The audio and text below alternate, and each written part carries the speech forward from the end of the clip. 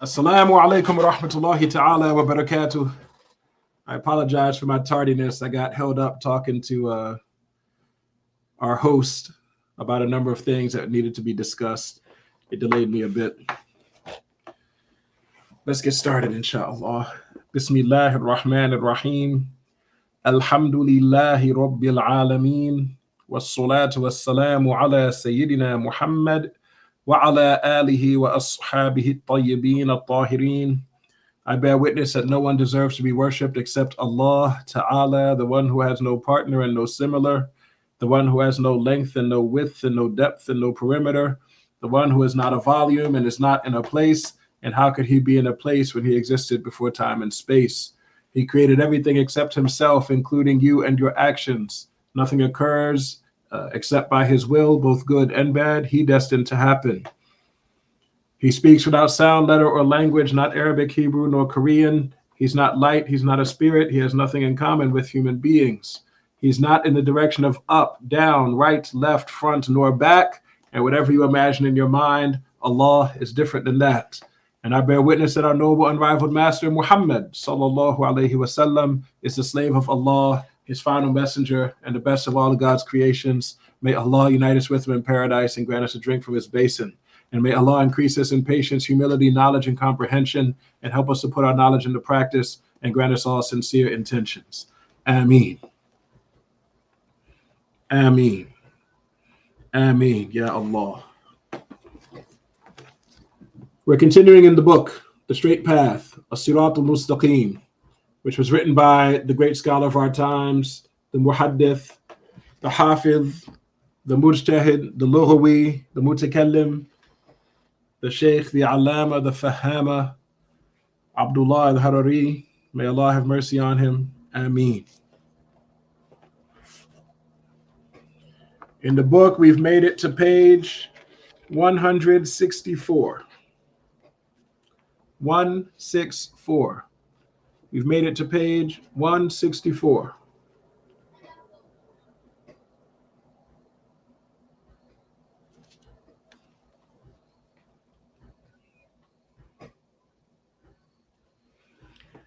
At the top of the page is the title, Tafsir qawlihi ta'ala, the explanation of the saying of Allah, فَثَمَّ وَجْهُ اللَّهِ.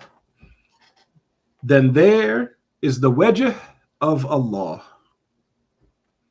So in this chapter, what we're going to talk about is yet another ayah that some people might misunderstand.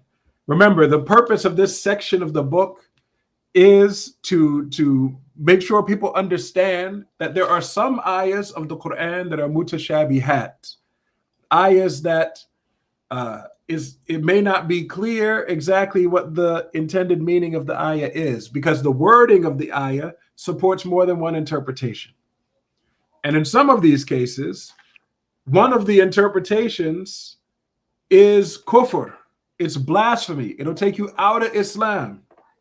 And so we're going through some of these examples to make sure you do not take those ayahs the wrong way, to make sure you do not interpret them the wrong way, to make sure you do not get fooled by some of the people running around nowadays telling you the wrong interpretation, telling you to accept the wrong interpretation, telling you that Allah is in a place or in a direction, telling you that Allah is above the throne, or that Allah comes down in the last third of the night, telling you that Allah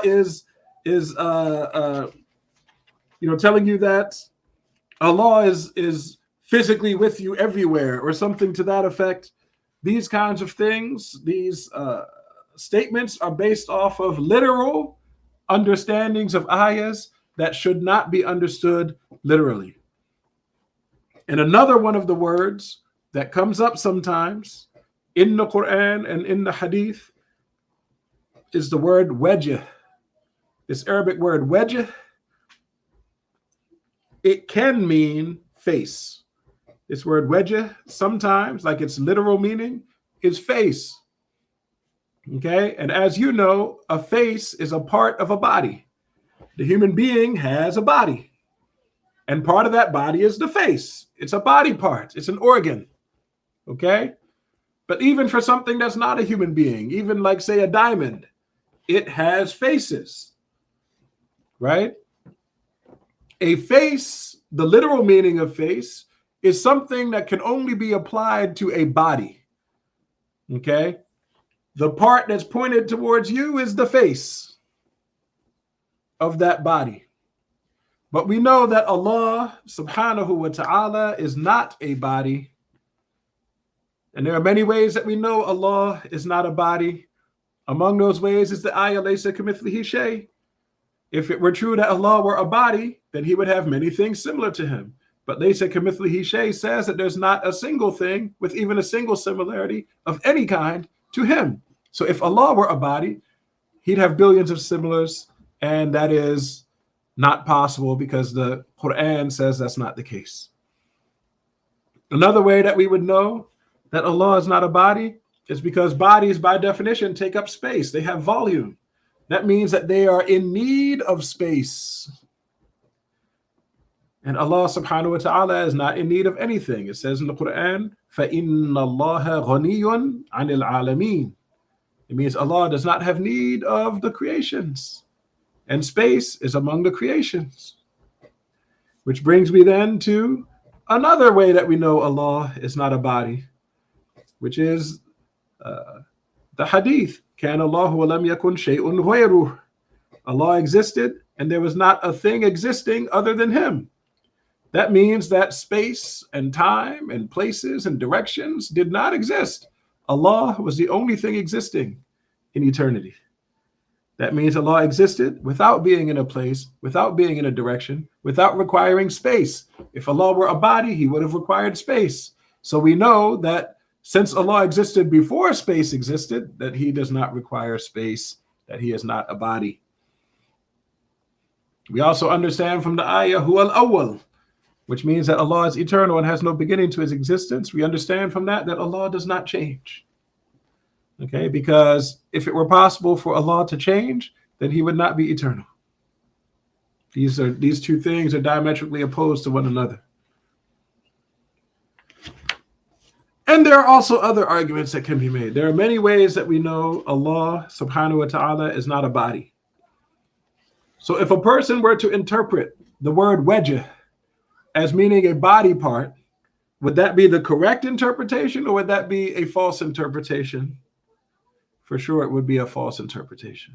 And in fact, that interpretation is kufr, it's blasphemy.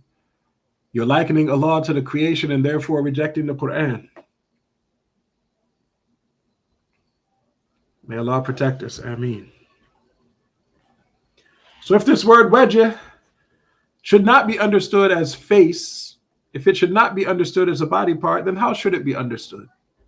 Okay, let's read what the author, may Allah have mercy on him, said in explanation of the tafsir of this verse.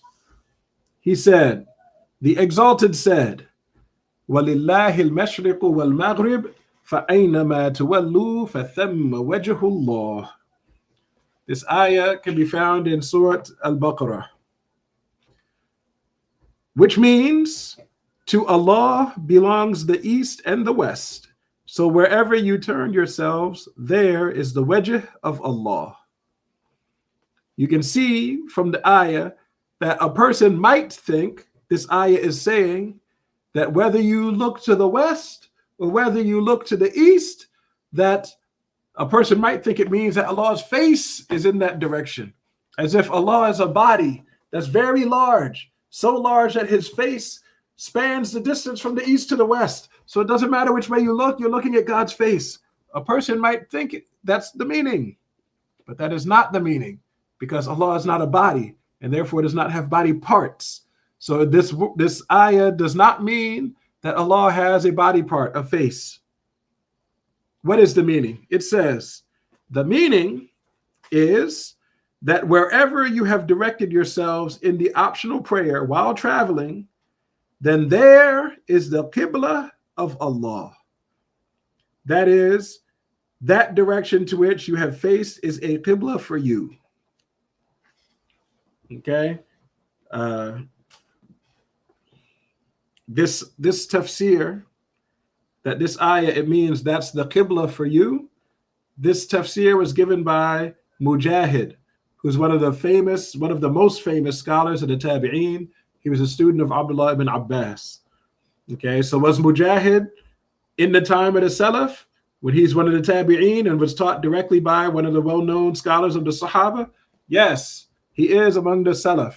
So don't let someone tell you that the people of the Salaf did not do ta'wil. Don't let people tell you that people of the Salaf took everything literally, because here you have Mujahid saying the meaning of wajh here is not face. He's saying it means qibla, meaning the prayer direction. He's saying it means the prayer direction. Okay, that's an example, another example of one of the Salaf making ta'wil, interpreting a word in a way other than its literal meaning and giving a specific meaning in its place. Remember, I've mentioned several times that the majority of the Salaf, what they would do is they would reject the literal meaning when it went against our beliefs, but the majority of them would not give a specific meaning in its place. But the minority of the Salaf, they would give a specific meaning in its place. And here we add Mujahid to the growing list of people from the Salaf who used to do that. I've already so far mentioned how Ibn Abbas did that. I've mentioned so far how Ahmed Ibn Hanbal did that. I've mentioned already how Imam al-Bukhari did that. And now we've mentioned how Mujahid did it. Okay, this is not like one isolated person or two isolated people. These are well-known, well-respected scholars of Ahl Sunnah wal Jama'ah who have been doing this since the Sahaba. Okay, and let's talk more about this tafsir. Mujahid, may Allah have mercy on him and reward him greatly. He said the meaning of wajh in this ayah is the qibla. Okay, so what it seems to mean is that whichever way you face, then that's the qibla for you. It makes it seem like you can face wherever you want. Like you don't have to actually face the Kaaba or Mecca or something like that. That's how this makes it seem. But actually there's conditions. There's conditions. Okay, we all know that the general rule is that when you make salat, you need to stand with your chest pointed towards the Kaaba. That's the general rule, and it's true. Please don't stop doing that. But there are cases when it's permissible for you to make salat to a direction other than the Kaaba. One of those cases is what's known as the fear prayer. Okay, so the Sahaba, for example, when they would go into battle, they would fight. And sometimes while they're in the middle of the battle, fighting with their swords and so forth, swinging swords back and forth in the midst of the battle with the enemy, sometimes salat time would come in. And what, you think they would skip the salat just because they're fighting for their lives? No. They still perform salat. Even in the middle of the battle, they still perform salat. But because of the circumstances that they were in, the salat was relaxed for them. They didn't have to face the Kaaba. They could face whatever direction the course of the battle caused them, whichever direction the circumstance deemed they had to face, they faced that way. Okay, they also weren't required to bow and make sujood and things like that in their salats because they're in the middle of the battle. This is a special circumstance where the normal rules did not apply. And so in that situation, you can face a direction other than the Kaaba. There's one other situation where you're allowed to face a direction other than the Kaaba.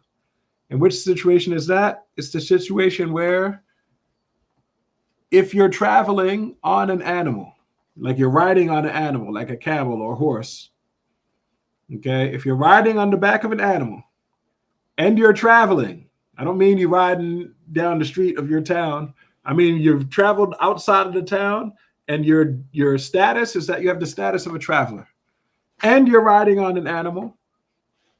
In this case, in this situation, Prophet Muhammad sallallahu alaihi wasallam was observed that he would face the Kaaba and he'd make his takbir to enter the salat, and then he would pray right there on the back of the animal, even though the animal would keep walking, and the animal might turn away from the Kaaba and walk whichever way the animal pleased, because the Prophet was not leading the animal any longer. We learn from this that if you are traveling and you're riding on the back of an animal and the salat that you're praying is an optional salat, we're not talking about the obligatory salats here, we're talking about the sunnah prayers, the optional ones, then in that case, you may do what the Prophet did, sallallahu alaihi wasallam, which is to face the Kaaba when you make your opening takbir. Then after that, you go into your salat. And even if the animal's movements turn you away from the Kaaba, you just continue praying on the animal. And it's no problem if you've turned away from the Kaaba. This is what Mujahid is saying the ayah is referring to. The prayer of the traveler who's praying an optional prayer while riding on the back of an animal. فَأَيْنَمَا تُوَلُّوا فَثَمَّ وَجْهُ اللَّهِ. Whichever way you turn, that way is a qibla for you. Okay, you can face that way. Even if the animal goes that way and then turns back that way, and this way, it's a qibla for you. Your salat is valid. Okay, but this is a special case. We're not saying you can pray Maghrib that way. Okay, we're saying optional prayer while riding an animal, while having the status of a traveler. Someone asked the question, would being on a plane be a situation where you can pray whichever direction you're facing? The answer to that is no. A plane is not a plane. How do I put this? What's confirmed is to do it on an animal. And it would require a mujtahid to determine whether a qiyas can be made between the plane and the animal. And the mujtahids of our madhab lived in the past before there were planes. We don't have a statement from a mujtahid scholar who is entitled to give these opinions. We don't have a statement from a scholar to say that a plane is similar to an animal. But I will say that the author of this book, Shaykh Abdullah, who is believed to have been a mujtahid, he rejected that idea. He rejected. Someone said the key is the prayer must be optional. I said, no, there are 3 conditions here, not just one. The prayer has to be optional, yes. The person doing the prayer must be a traveler. He must have the status of being a traveler. And he must be riding on the back of an animal. 3 conditions that have to be met.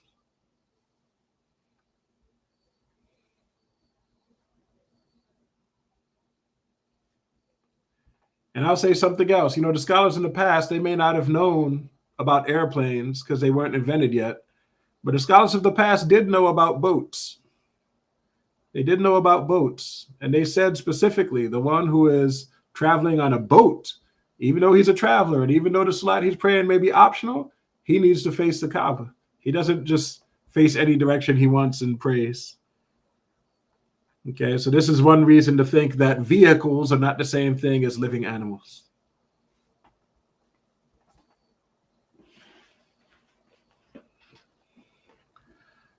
Yes, it's true that the traveler gets to combine their fard salats in certain cases. Like Dhuhr and Asr can be prayed one behind the other during Dhuhr time or during Asr time.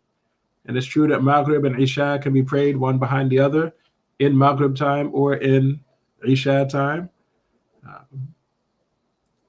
Yes, those things are possible when the conditions are met. It doesn't mean you can combine any 2 fard salats. You cannot combine Asr with Maghrib. You cannot combine Isha with Fajr. Okay? Maghrib and Asr, Dhuhr and Asr can be combined when the conditions are met. Maghrib and Isha can be combined when the conditions are met. But in any of these cases, that's not what we're talking about here. If you're combining salats while traveling, you still have to face the Kaaba. Okay, if you're combining 2 obligatory salats, you must face the Kaaba. Even if you're riding on an animal, you get off the animal and you pray the obligatory salat in the normal way. Okay, you might be able to shorten them. You may be able to combine them in certain conditions, but you still have to face the Kaaba. Where's the one where you can just pray on the back of the animal and not even pay attention to which way the animal is going? That is, if the 3 conditions are met. It's an optional salat on the back of an animal, and you have the status of a traveler. When all 3 of those are met, that's when you can do it. And Mujahid knows this ruling, and he's familiar with the hadith of the Prophet ﷺ doing that. And he says this ayah is the dalil behind it. The meaning of wajh here is qibla. Whichever way you turn, that's the qibla that you can face. MashaAllah. He says, it is not meant by the word wajh, the organ. Okay, so he finishes this paragraph by saying, after explaining that the word wajh actually means qibla, he says the word wajh does not mean an organ. It does not mean face. It does not mean a body part. Let's continue. He says, may Allah have mercy on him. The judgment of whoever believes in an organ for Allah is the charge of blasphemy. So whoever believes that Allah subhanahu wa ta'ala is attributed with bodily organs like a face or an eye or a hand or a foot or a shin or some similar thing. Whoever believes Allah has body parts, what does he say here? The judgment of such a person is blasphemy. Meaning we, the Muslims, we rule, we judge that person to have committed kufr and to no longer be a Muslim. Because believing that Allah has body parts is contradictory to the belief of Ahl Sunnah wal Jama'ah. It is a rejection of the Quran itself. It's a rejection of the teachings of Prophet Muhammad sallallahu alaihi wasallam. It's a rejection of the sound mind. It's a rejection of everything we know to be true.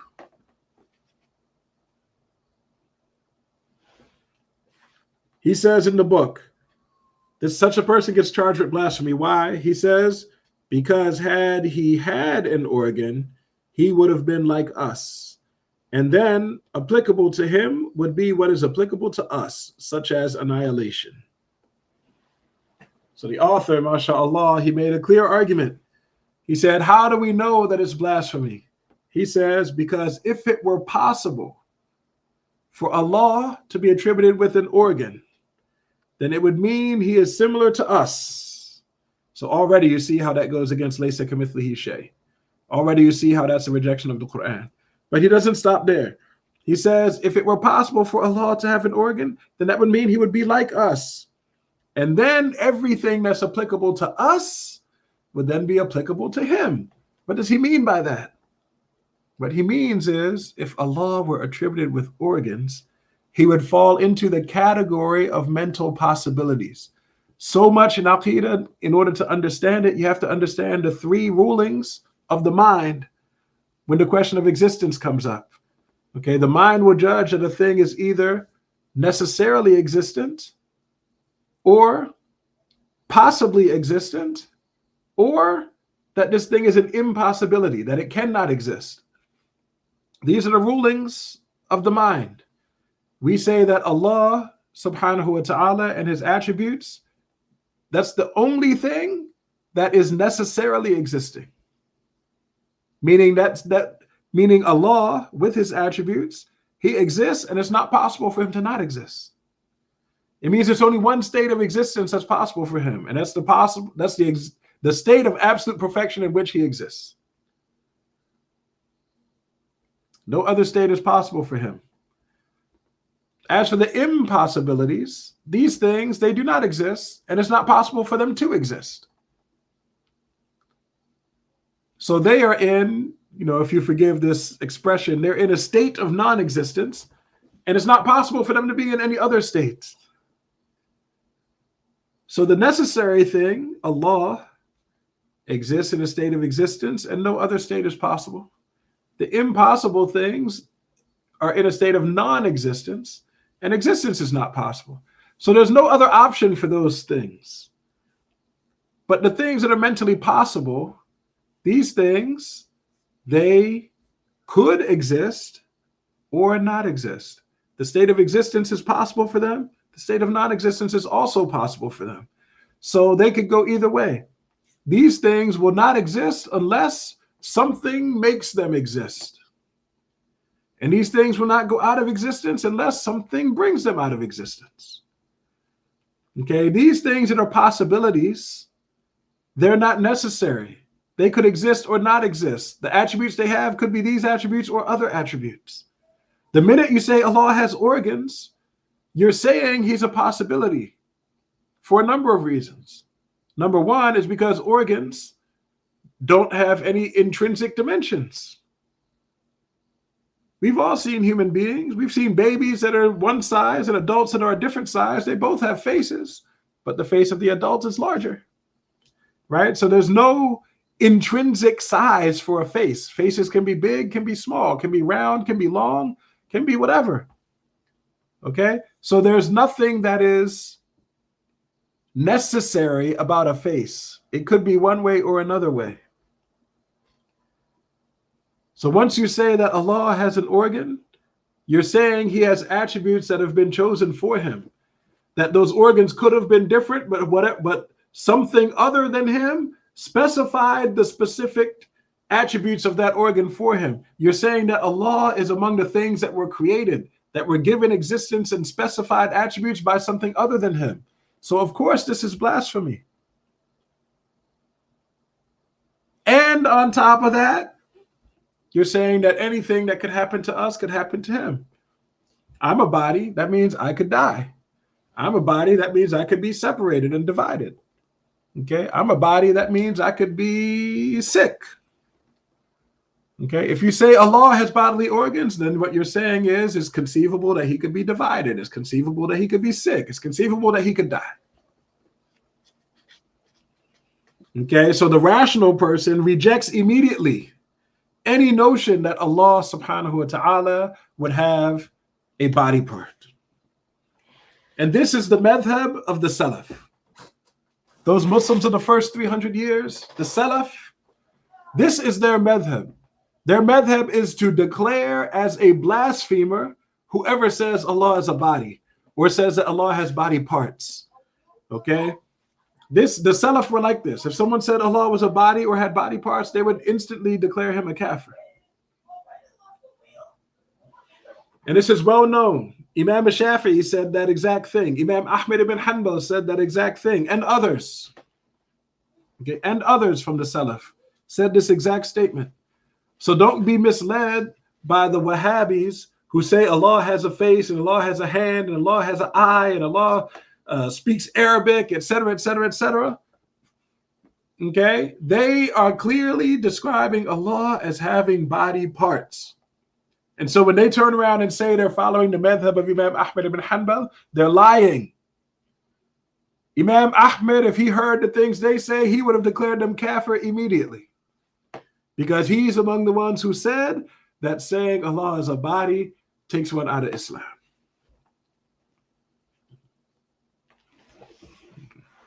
As for that one guy, there was one scholar. He's a Shafi'i, mashallah, but he came way later. He wasn't from the time of the Salaf.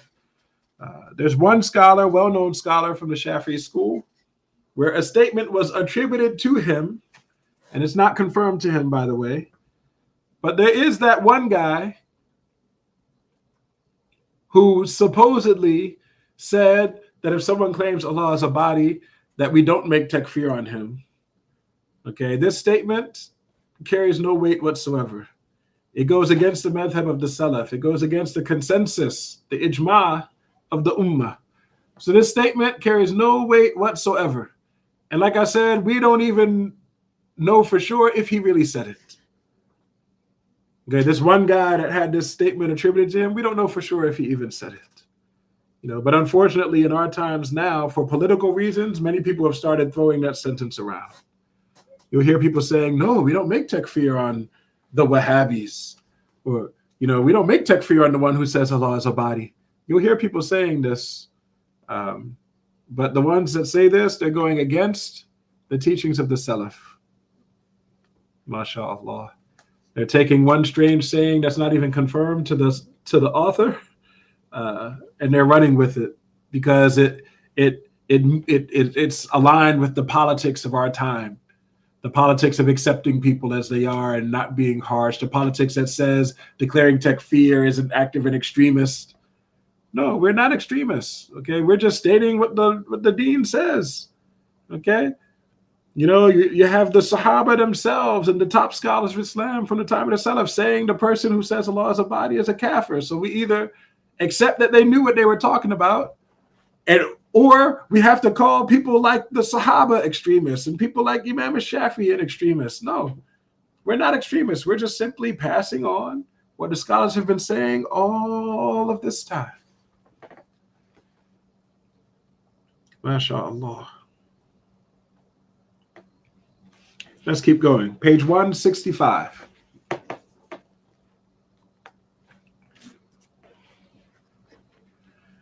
Page 165. It says, it could be meant by wajh.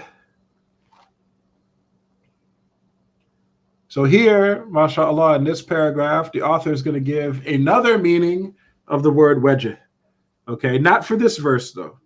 All right, the verse that we just talked about, فَثَمَّ وَجْهُ اللَّهِ, wajh, in that verse, it means qibla. Okay, that's the right meaning. But the word wajh appears in other ayahs. It appears in certain hadith. Okay, sometimes the word wajh appears and it should not be understood as qibla.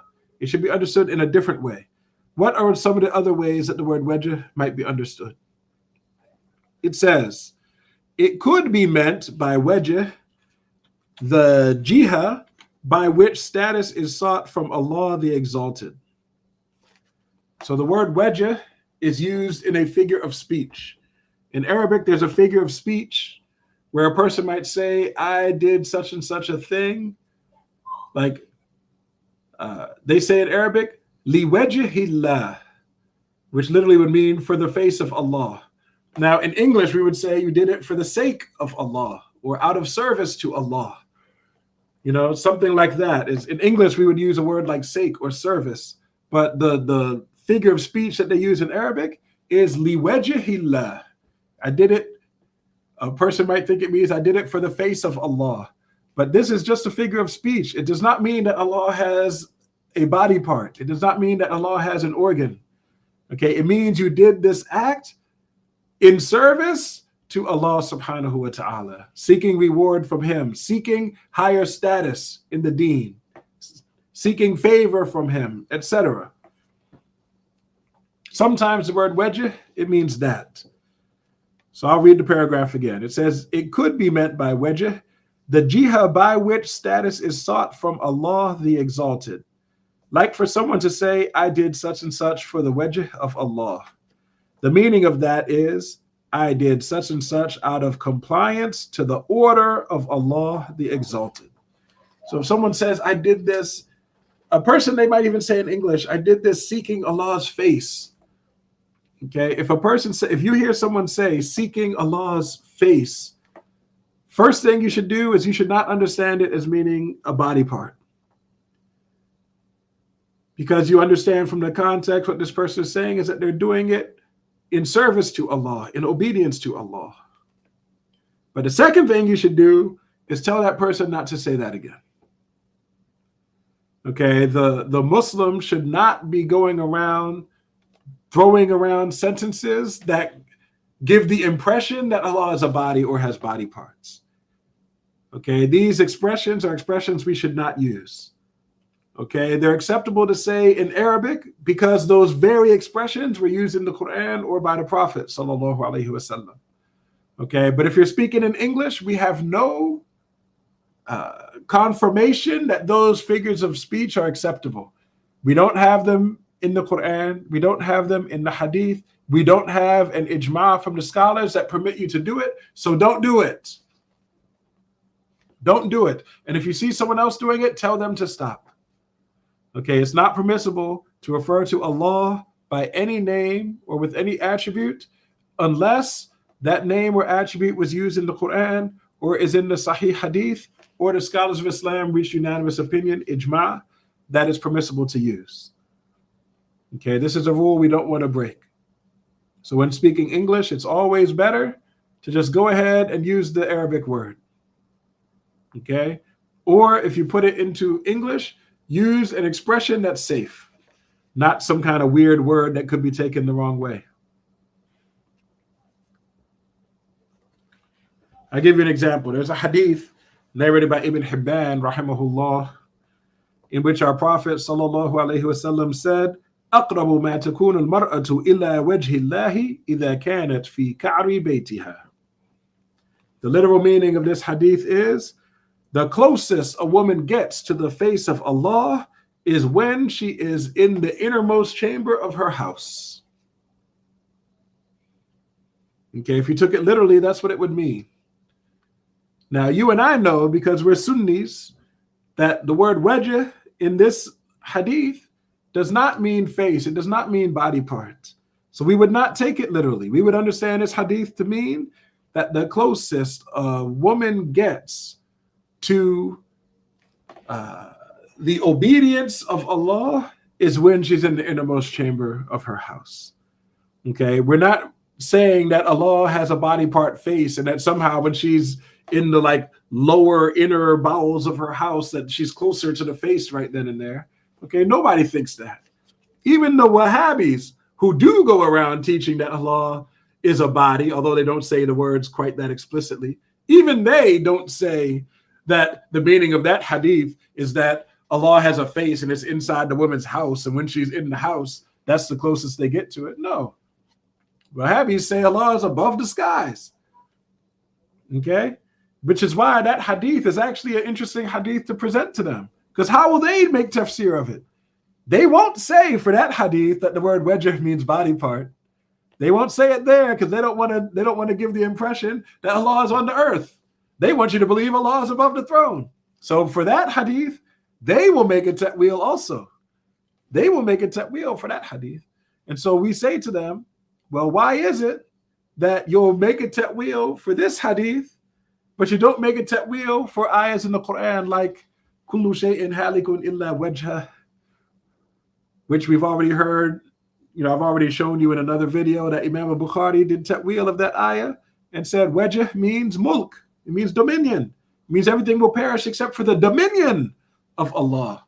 It does not mean except for the face of Allah. Again, another example of one of the Salaf making ta'wil. Okay? Why will the Wahhabis make ta'wil of the ayah about the woman, but not make ta'wil of that ayah? Or the ayah in Surah Ar-Rahman, وَيَبْقَى وَجْهُ رَبِّكَ. You know, an ayah that says everything will perish but the wajh of your Lord will remain. Why don't they make ta'wil then? I mean, do these people really believe that Allah has a body and that his whole body is going to perish and only the face is going to remain? Do they really believe that? Everything will perish except the face? These people who believe Allah has hands and feet, they think his hands and his feet are going to disappear? I mean, what, like the things that they say don't make any sense. Don't make any sense at all. No thinking person thinks God is going to die or that half of him is going to perish and the other half won't. I mean, where do they get this stuff? Okay, if they had any sincerity, they would approach that ayah the same way they approach this hadith. They would understand that understanding or believing that Allah is a body, that he is corporality, they would understand that meaning at its base level is something incompatible with Tawheed. They would reject it from the jump. MashaAllah. He says, it is forbidden to say, like what has spread among the ignorant people, open the window so we may see the face of Allah. Okay, there are people, like over in the Arab countries, you sometimes hear people say in Arabic, something that means open the window so we can see the face of Allah. Okay, there are ignorant people who say this. Here the author is saying this sentence is something that's not permissible to say. The Muslim cannot say that sentence. Okay. How do we know that this sentence is not correct? It says, because Allah said to Musa, Lan tarani, which means you will not see me, meaning in the earthly life. Musa, of course, is going to be in paradise, and the believers in paradise will see Allah subhanahu wa ta'ala. So Musa will see Allah, no doubt, but not while he's in the dunya in this life. Okay, no one sees Allah with their eyes in this life. Okay, so for someone to say open the window so we can see the face of Allah, it's as if they're saying Allah will be seen by human beings with their eyes in this life. And we know that's not going to happen. Okay, if it didn't happen to Musa and didn't happen to Prophet Muhammad sallallahu alaihi wasallam, then for sure it's not going to happen to the rest of us. Okay, the seeing of Allah is a blessing that's given to the believers in paradise. It's not something that Allah grants to us in this life. Okay. Furthermore, when you say a sentence like that, it also gives the impression that Allah is a body, or it gives the impression that Allah is the sky, or that Allah is space, or something like that. All of these impressions that it gives are unacceptable and misguided, so you have to forbid the person from repeating that sentence.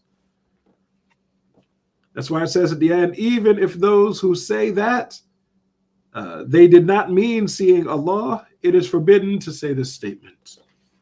Okay, it's always forbidden to say that statement. It's unacceptable, mashallah. Bear with me. I'm going to go a little bit. I'm going to go ahead and go into the next chapter. I'm going to go a little bit over, partially because I started late, but partially because I want to get to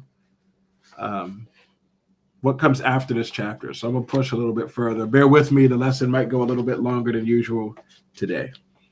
Page 166. It says, Tafsir, the explanation of Allahu nuru samawati wal ard, which means Allah is the nur of heavens and earth. Okay, this word nur, it's often translated into English as light. As light. Some people, unfortunately, they take from this ayah, they take it literally, and they believe Allah actually is light. Like the stuff that's coming out of the sun, they think that's Allah. Or the stuff that's coming out of your light bulb, they think that's Allah. They think Allah is literal light. Okay, and this is not what we believe. Those of you who watch my videos, you hear me say at the beginning of every video, I say Allah is not light. He's not a spirit.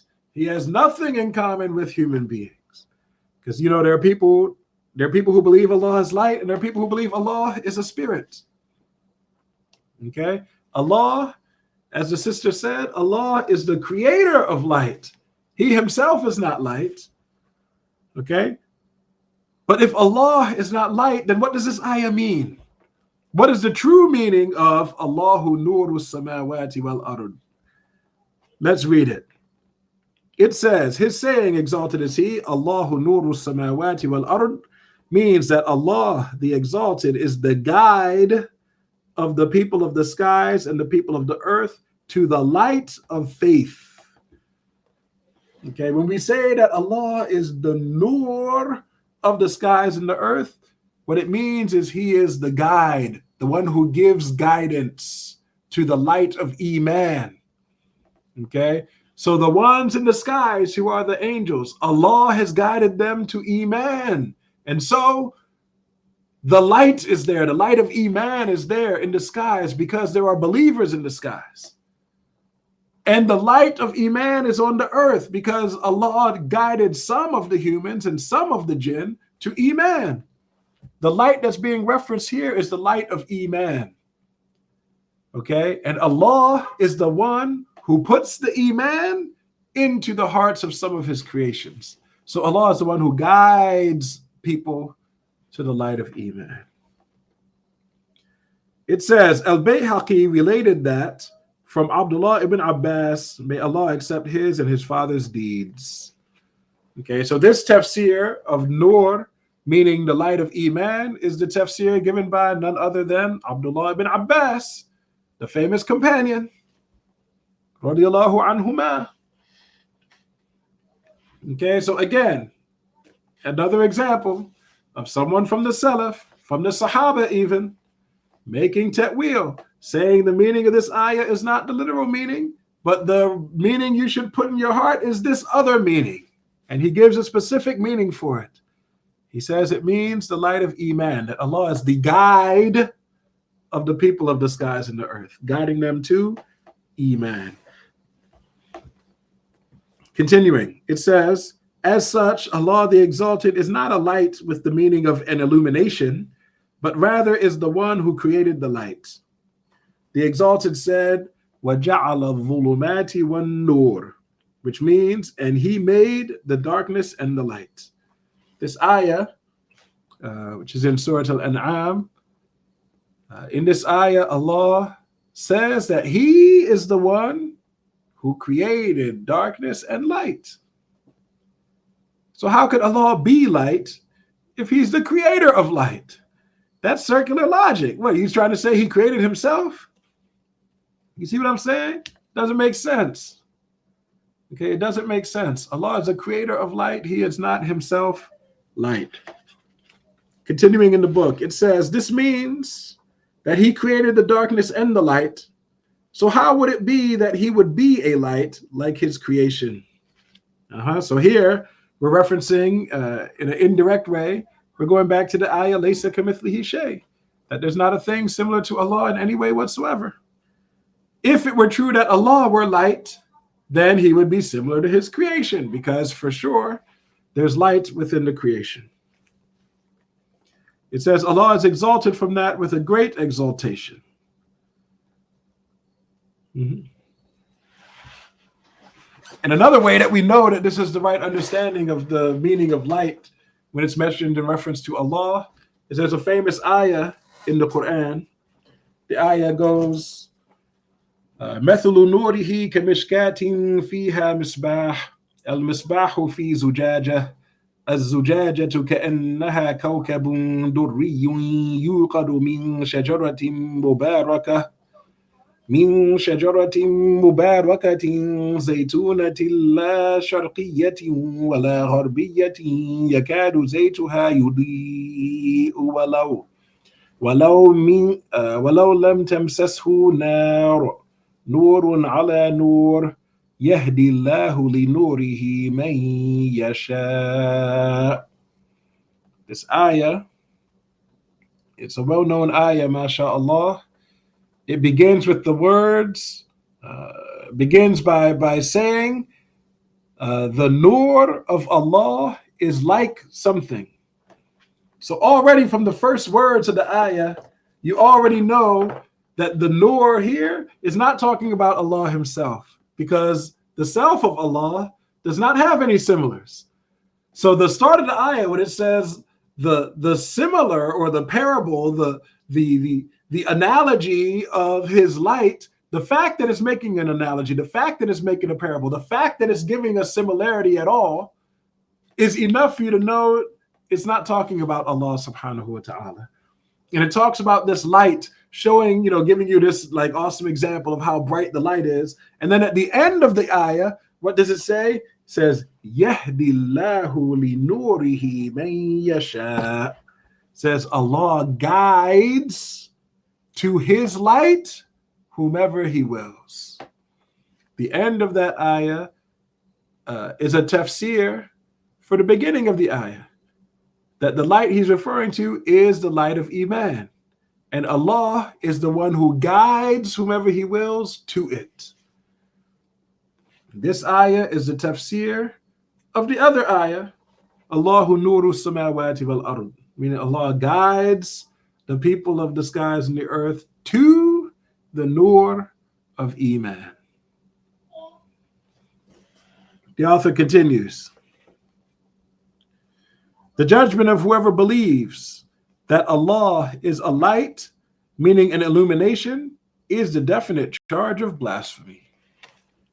The author says, whoever believes that Allah subhanahu wa ta'ala is literal light, meaning like the stuff that comes out of the light bulb, that person is charged with kufr. We say that person committed kufr, and we say that person is out of Islam, certainly. Okay, it says the definite charge of blasphemy. What that means is there's no doubt, it's definite. There ain't even a slight hint of a possibility that this person somehow escapes being a kafir. If he believes Allah is light, like literal light, then he's worshiping something, he's worshiping the creation. And the one who worships the creation is not a believer, not even close to being a believer. I'm continuing in the book. It says, this verse, Alhamdulillahi alladhi khalaqa as-samawati wal arda wa ja'ala adh-dhulumati wan nur, which means praise is due to Allah, the one who created heavens and earth and made the darkness and the light, is the most explicit evidence that Allah is not a dense volume like the heavens and the earth, nor is he a subtle volume like darkness and light. So what the author is getting at here is the notion that bodies, sometimes when the scholars talk about bodies, sometimes they use a word that means body, like jism or jasad. Sometimes they use a word that means volume, like hajm. Okay? Whether you say body or hajm, you're still talking about a body. Okay? Because bodies are the things that have volume and take up space. Hajm means something that takes up space. Body means something made up of parts that have been connected together. But these two words, they're like synonyms because one goes with the other. A body takes up space. And something that takes up space is a body. So they're like two sides of one coin. Here, when the author says that there's two types of volumes, he says dense volume and subtle volume. What he's referring to is something we mentioned a long time ago, way in the very beginning of the book. Maybe, I don't know how many lessons in, maybe the second or third lesson, Allahu A'lam, when we talked about how bodies are of two types. Back then, we called them palpable or non-palpable. We said a palpable body is a body that can be grasped with the hand, like a tree or a human or a table. It's a body that you can grasp. You can hold it in your hand, like grab onto it. And we said there are also non-palpable bodies that are bodies, but you cannot grasp it with your hand. And the examples we gave include air, include angels, include the human soul, fire. These are things, they're bodies, but we can't grasp it with our hand.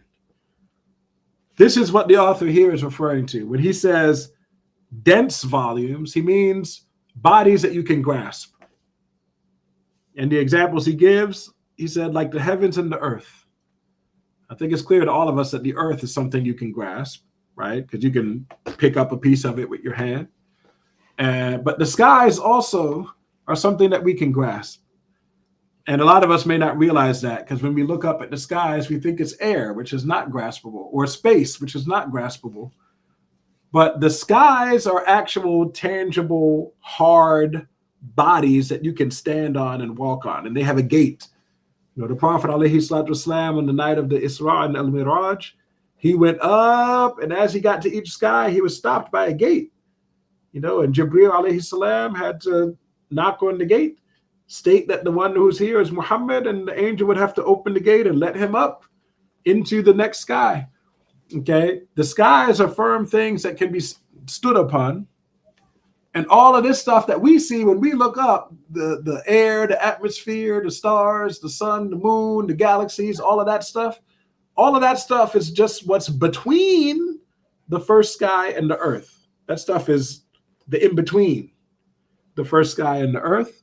And then between the first sky and the second sky, there's other stuff in between there. Between the second and third, there's other stuff in between there. Okay, but the heavens themselves, the skies themselves, are tangible and graspable. This is why the author, he says that there are things called dense volumes, which you can grasp. And the examples he gives are heavens and earth. He says, and there are what he calls subtle volumes. These are the ones that we cannot grasp. He says, like darkness and light. Why does he give these specific examples, heaven, earth, darkness, and light? Because those are the ones that are mentioned in the ayah. Allah subhanahu wa ta'ala says, Alhamdulillahi alladhi khalaqa as-samawati wal-arda wa ja'ala adh-dhulumati wan-nur. Allah says that he created the skies and the earth. And these are tangible, graspable bodies. And he made darkness and light. And these are, non-graspable bodies. So Allah is saying that the bodies, regardless of which type it is, the type that the humans can grasp or the type that humans cannot grasp, Allah is the creator of them. And so if Allah is the creator of bodies, then guess what? He himself is not a body. The author continues, therefore, whoever believes that Allah is a dense or subtle volume has likened Allah to his creation. And the verse is a witness for that. Okay, because the verse declares that the skies and the earth are creations, and those are palpable bodies. And it declares that darkness and light are creations, and those are non-palpable bodies. So whoever claims that Allah is a body, it doesn't matter if they claim that he's the palpable type or the non-palpable type. Both types are created. Okay, and this ayah is among the evidences of that. It says, most of those who liken Allah to the creation believe that Allah is a dense volume, and some of them believe that he is a subtle volume, since they said he is a shimmering light. This verse alone is sufficient to refute both groups. As for the hadith, there's a hadith in which our Prophet sallallahu alaihi wasallam was talking about what happened on the night of Al-Isra and Al-Miraj. The Prophet alaihi salatu wasallam was carried up above the seven skies, up above the paradise, to a place where there was a lot of light. In that place, he could hear the scratching of the pens of the angels copying things from the guarded tablet, mashallah. And when he was in that place, he heard the eternal speech of Allah, which is not a letter or a sound, the speech which is his attribute. And he came down, and the next day he talked about it with the Sahaba. And the hadith, the main point of the hadith I want to mention here, I'm just giving you context, but in the hadith, our Prophet sallallahu alaihi wasallam said, "Nurun anna arah." Okay, the Prophet said, "Light, how could I see him?" Light, how could I see him? Some people, they try to use this hadith to claim that Allah is light. They think the meaning of the hadith is that the Prophet is saying, sallallahu alaihi wasallam, Allah is light. How can I see him? That doesn't really make sense, because, I got a light bulb right there with light coming out of it. And guess what? I can see the light. Okay, so it's not the case that light is something we can't see. Okay, so it doesn't really make sense for the meaning to be Allah is light, so how could I see him? Okay, we can see light. Okay, no, that's not how it should be understood. Okay, first thing you should know about this hadith is that Imam Ahmad ibn Hanbal, the great scholar of Ahl Sunnah wal Jama'ah, the one that the Wahhabis lyingly claim to be following, Imam Ahmad ibn Hanbal, he said about that hadith that is very weak. Okay, very weak. Okay, so that's the first thing you need to know. This hadith is so weak that it shouldn't even be brought up in discussions of what we believe, because it cannot be used as evidence. But even if we set that aside for a minute, even if we set aside that it's super weak, let's just consider, like, hypothetically, that the hadith were strong. What would it mean? Would we take it literally as meaning that Allah is light? No, because like I just said, that doesn't even make sense. We can see light. So what is the meaning of it when it says Nurun and Arah? If it were sahih, and it's not, but if it were sahih, we would understand this as meaning that there was a lot of light, and the light that was there prevented me from seeing him with the eyes of my head. Okay, so like our eyes are very sensitive to light. So if there's too much light, we'll be blinded by it. We won't be able to see with our eyes if there's too much light. Okay, so this is how we would have interpreted it had this hadith been sahih and in need of interpretation.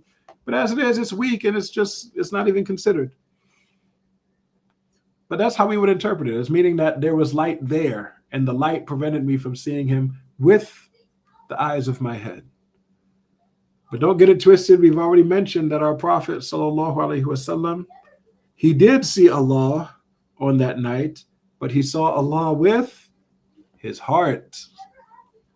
He saw Allah with his heart.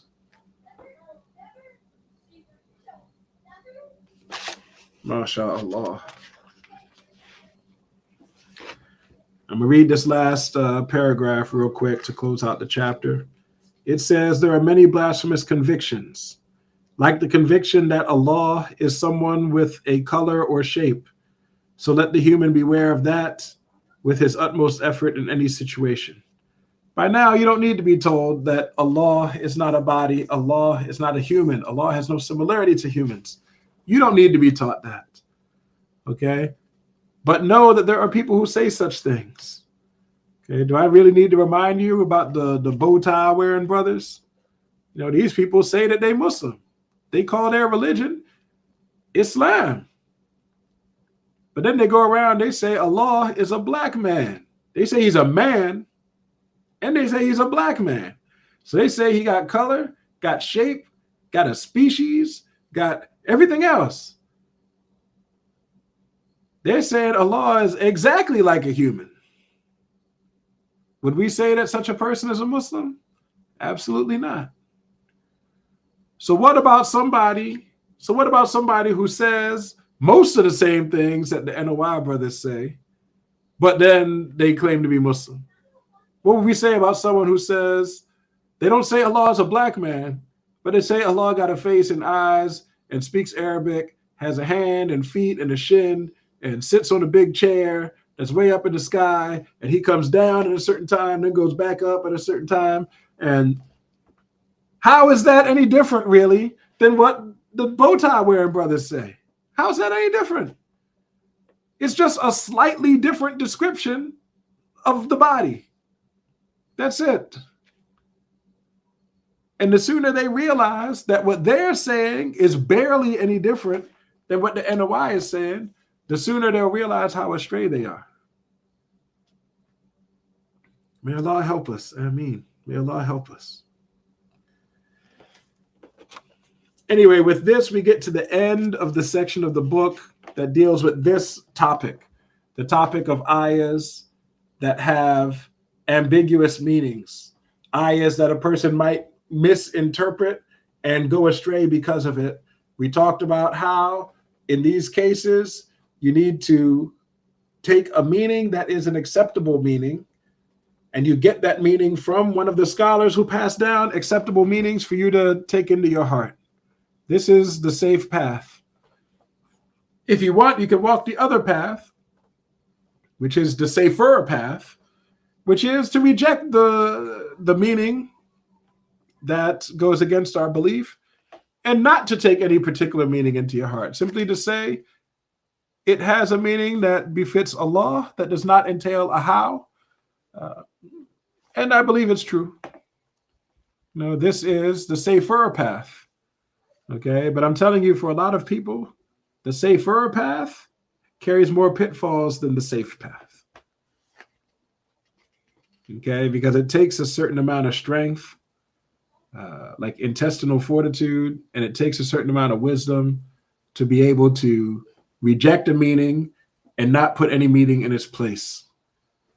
It's very easy for such a person to fall victim to the suggestions of people who will be suggesting meanings for it, for you to put in its place.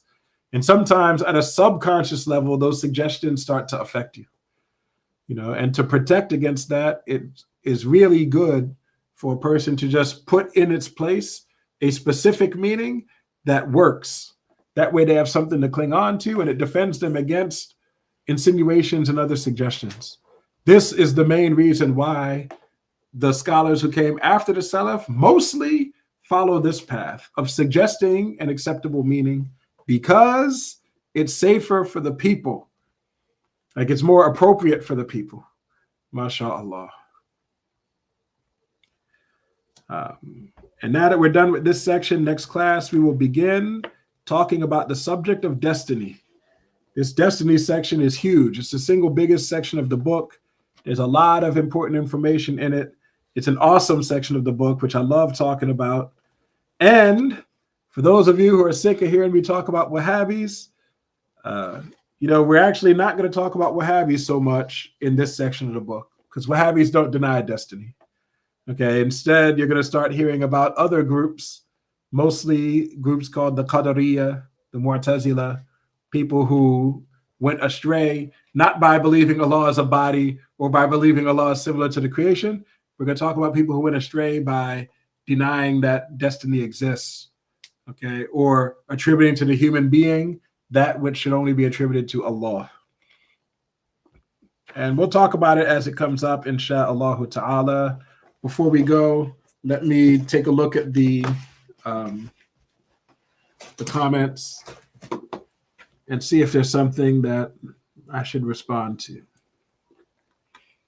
Wa alaikum assalam wa rahmatullah to those who salammed me.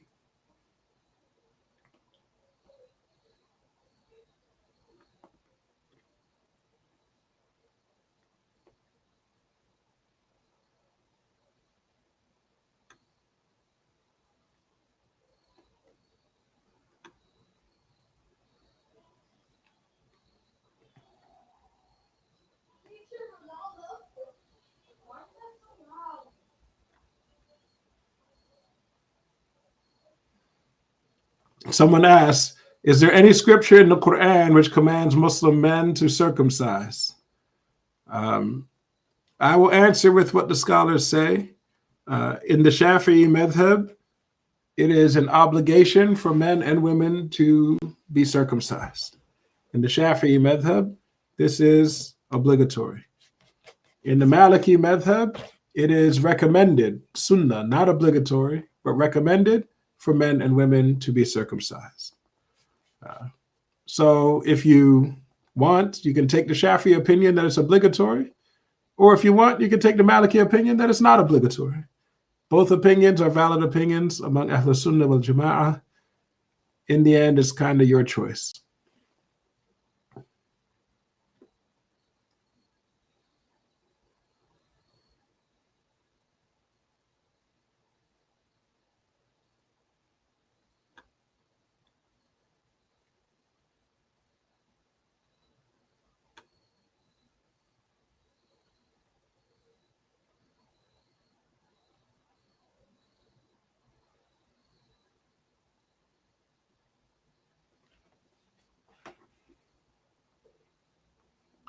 Someone asked, how do we correctly understand the name of Allah, An-Nur? Said, if Allah is not like his creation, then what is the meaning of An-Nur? The meaning is the guide. An-Nur, it means the guide, the one who gives light to some of his creations, meaning he guides those whom he favors to Iman. Okay, so you should translate An-Nur not as the light, but as the guide. And this is particularly, subtle, because in English, when we say when we say light, in English, we're usually talking about the guidance itself. Like we say, the age of illumination, meaning like a time when knowledge and science or whatever else flourished. Okay, a time of great guidance. We talk about the time of the Salaf. We say, oh man, there was so much light back then, meaning so much guidance back then.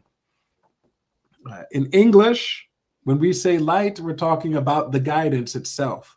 But when we say Allah is An-Nur, we're not saying Allah is guidance. We're saying Allah is the guide, the one who creates that guidance. Okay, so this is why, if you wanted a simple translation of An-Nur, when we're talking about the names of Allah, the simple translation is the guide.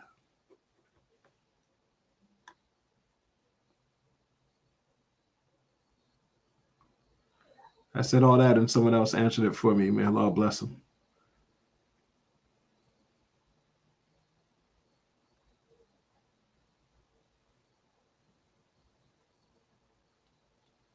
Imam Malik's statement is not a rejection of tafweed. Where did you hear that? Someone said, can you explain Imam Malik's quote regarding istiwa?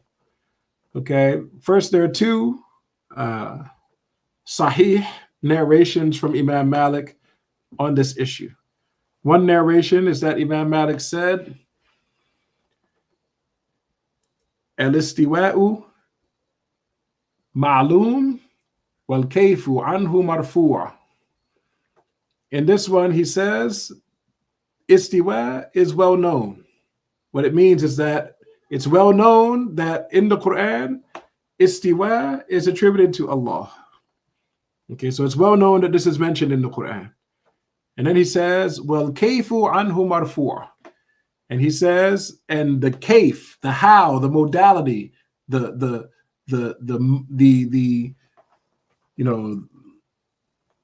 way of being, he said, anhu marfu'. It doesn't apply to him. So Imam Malik is saying here that we know that istiwa is attributed to Allah, but there's no how. There's no modality. This is an example of Imam Malik making tafweed. This is an example. He's saying, I affirm that istiwa took place.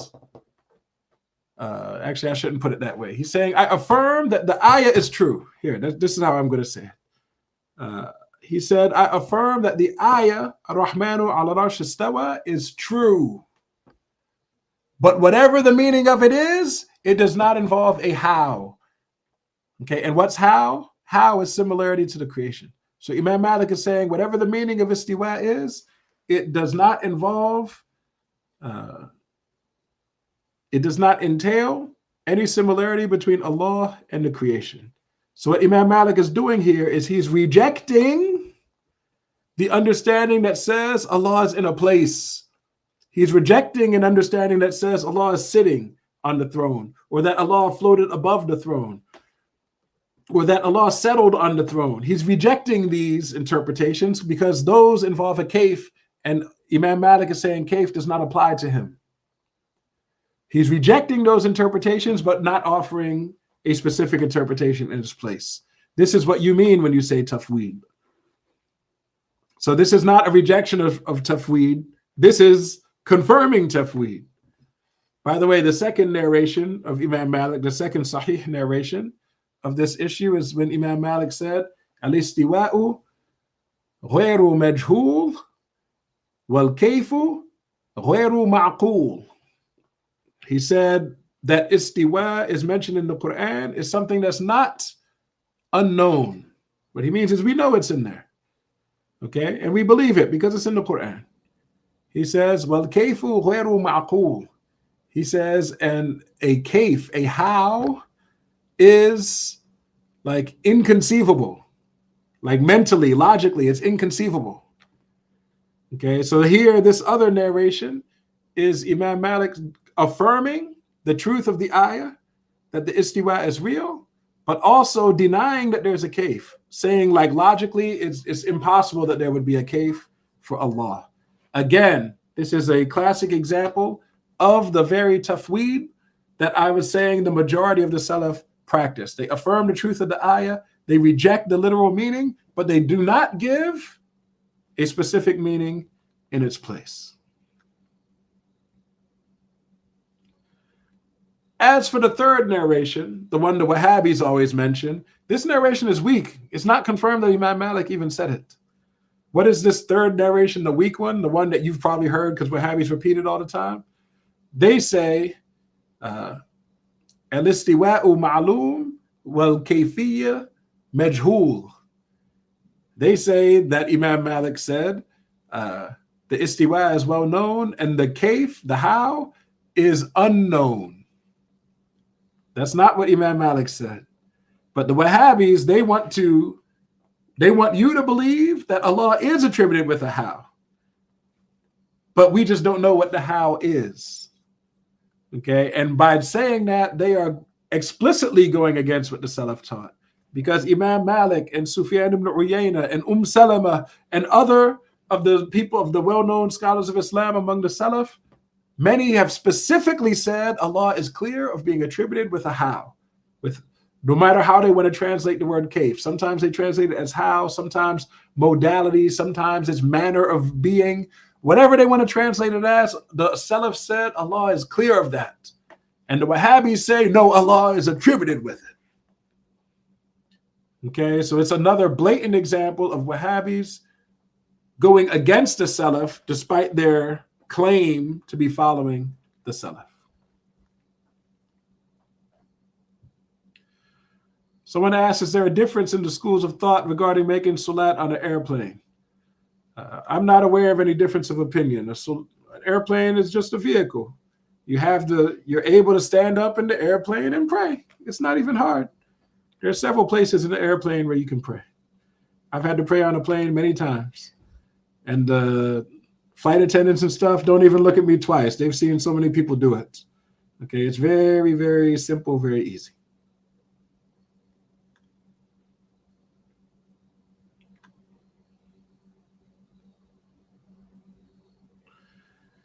Someone said, random question on usul al-fiqh. Can two opinions that contradict each other both be valid? I mean, it's conceivable, yes. But normally when that happens, they'd be from different madhabs, normally. Because the madhabs have different methodologies. So the methodology of one madhab, arrives at one teaching, and the methodology of the other madhab arrives at different teachings. I give you an example of an opinion that's opposite, although this isn't exactly fiqh, but it's related to it. A woman's waiting period. If a woman gets divorced by her husband, how long is her waiting period before she can remarry? In the Quran, it says, ثَلَاثَةُ قُرُوء.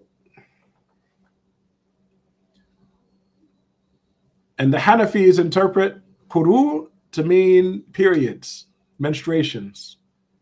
So according to the Hanafis, her waiting period is 3 menstruations. But according to the Shafis, the waiting period is 3 non-menstruations. Like the intervals between the periods is 3 of those. So here they're like opposites. One person said the meaning of qara is to be menstruating, and the other one said the meaning of qara is to not be menstruating. They're perfect opposites of one another, and both opinions are valid. Both opinions are valid. So yes, it is conceivable, but I couldn't tell you how common it is.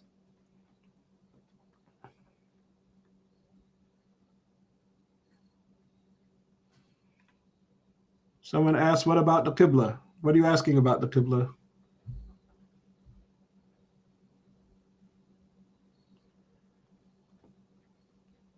No, I did not say it's not permissible to pray on a plane. I said, let me clarify. I said that there's a special rule that the one who is praying an optional prayer while riding on the back of an animal, while having the status of traveler, I said that person can face whatever direction he wants. He faces the Kaaba when he makes his opening takbir, and after that, as the animal moves, like if the animal moves him away from the Qibla, we don't say his salat got invalidated because he faced away from the Qibla. This is a special rule about the direction you face. And I was saying that when you're on the airplane, you cannot take that rule. When you're on the airplane, you can't just face the Kaaba for your takbir and then pray the rest of your salat facing some other direction. Okay? No, if you're on an airplane, you stand up, you face the Kaaba when you make your takbir, and you remain facing the Kaaba for the entire salat. And you pray your salat the normal way, because the airplane doesn't count as riding on an animal. So you stand up and you bow and you return to standing and you make sujood and you sit and you make sujood. Yes, you can do that on an airplane. And many times you have to do that on an airplane. Okay, what I was saying you can't do on the airplane is just face whatever direction you want. And while we're on the subject, it also doesn't mean that you can pray sitting down. You need to pray the proper way.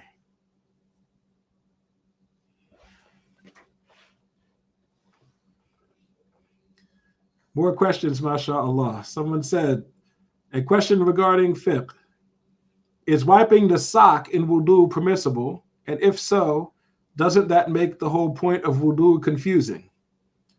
I would say, no, it does not make the point of wudu confusing. What exactly is the point of wudu, do you think?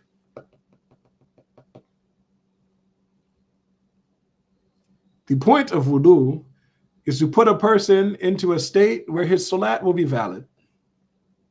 That's the point of wudu. And how does one get into a state in which his salat will be valid? By doing whatever it is Allah commanded us to do. Allah commanded us to wash our faces and wash our hands up to the elbows and wipe our heads and wash our feet to the ankles. And Allah decreed that if we do that, we're in a state where we can have a valid salat. But if Allah had commanded us to do something else, if Allah had said, clean our nose and, pat our chest 2 times, well, then that's what we would do. Okay. And our Prophet sallallahu alaihi wasallam made clear in a hadith that's mutawatir that, you can wipe on top of leather socks in place of washing your feet. So no, I would not say it goes against the whole point of wudu, because by doing that, you end up in a state in which you can make salat, and that is the point of wudu. However, wiping on a sock, there's difference of opinion among the scholars regarding it. In the Shafi'i school, it is not permissible.